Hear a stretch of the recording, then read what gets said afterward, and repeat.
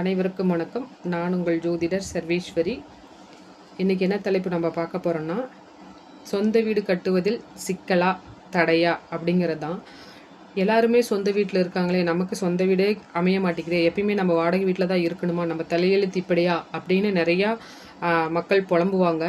இதுக்கெல்லாம் என்ன காரணம் அப்படின்னு பார்த்தீங்கன்னா, ஜாதக ரீதியாக ஜாதகத்தில் பார்த்தீங்க அப்படின்னா 4ஆம் அதிபதி 6, 8, 12 அதிபதிகளோடு சேர்ந்திருந்தாலோ, அவர்களுடைய நட்சத்திர சாரத்தில் இருந்தாலோ நமக்கு வீடு கட்டுற தடை தாமதம் ஏற்படும்.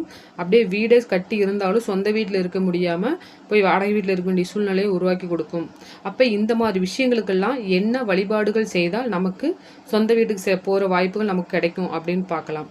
அப்போ சொந்த வீடு, ஒரு வீடு அமையணும், ஒரு கட்டட வேலையாகணும் அப்படின்னா நம்மளுக்கு ஜாதகத்தில் செவ்வாய் கிரகம் நல்லா இருக்கணும், 4ஆம் அதிபதி நல்லா இருக்கணும்.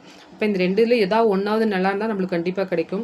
அப்போ செவ்வாய் நம்ம ஆக்டிவேஷன் செய்யணும் அப்படின்னா என்ன பண்ணணும்னா, செவ்வாய்க்கு அதிபதி அப்படிங்கிறது பார்த்திங்கன்னா முருக கடவுள் தான். அப்போ முருக கடவுள் நம்ம பிடிச்சோம்னா கண்டிப்பாக என்ன பண்ணணும், நமக்கு வீடு கட்டுற யோகம் கிடைக்கும். நானே என்னென்னமோ வழிபாடு செஞ்சோமா, முருக கடவுளுக்கு செய்யாத வழிபாடு இல்லை, ஆனாலும் எங்களுக்கு வீடு அமையலை அப்படின்னு சொல்கிறவங்க நிறைய பேர் இருப்பீங்க. ஆனால் இந்த வழிபாடு, நான் சொன்ன வழிபாடு இது வரைக்கும் நீங்கள் செஞ்சுருக்க மாட்டீங்க.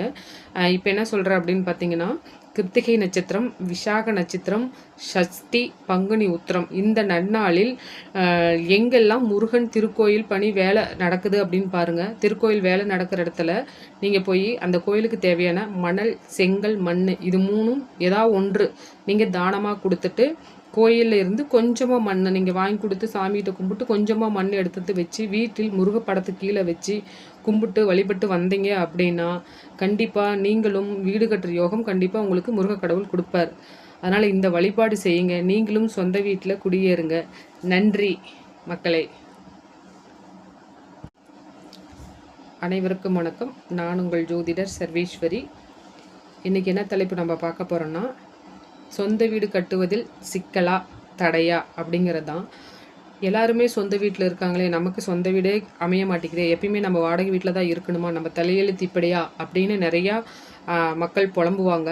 இதுக்கெல்லாம் என்ன காரணம் அப்படின்னு பார்த்தீங்கன்னா, ஜாதக ரீதியாக ஜாதகத்தில் பார்த்தீங்க அப்படின்னா 4ஆம் அதிபதி 6, 8, 12 அதிபதிகளோடு சேர்ந்திருந்தாலோ, அவர்களுடைய நட்சத்திர சாரத்தில் இருந்தாலோ நமக்கு வீடு கட்டுற தடை தாமதம் ஏற்படும். அப்படியே வீடே கட்டி இருந்தாலும் சொந்த வீட்டில் இருக்க முடியாமல் போய் வாடகை வீட்டில் இருக்க வேண்டிய சூழ்நிலையை உருவாக்கி கொடுக்கும். அப்போ இந்த மாதிரி விஷயங்களுக்கெல்லாம் என்ன வழிபாடுகள் செய்தால் நமக்கு சொந்த வீட்டுக்கு போகிற வாய்ப்புகள் நமக்கு கிடைக்கும் அப்படின்னு பார்க்கலாம். அப்போ சொந்த வீடு, ஒரு வீடு அமையணும், ஒரு கட்டட வேலையாகணும் அப்படின்னா நம்மளுக்கு ஜாதகத்தில் செவ்வாய் கிரகம் நல்லா இருக்கணும், 4ஆம் அதிபதி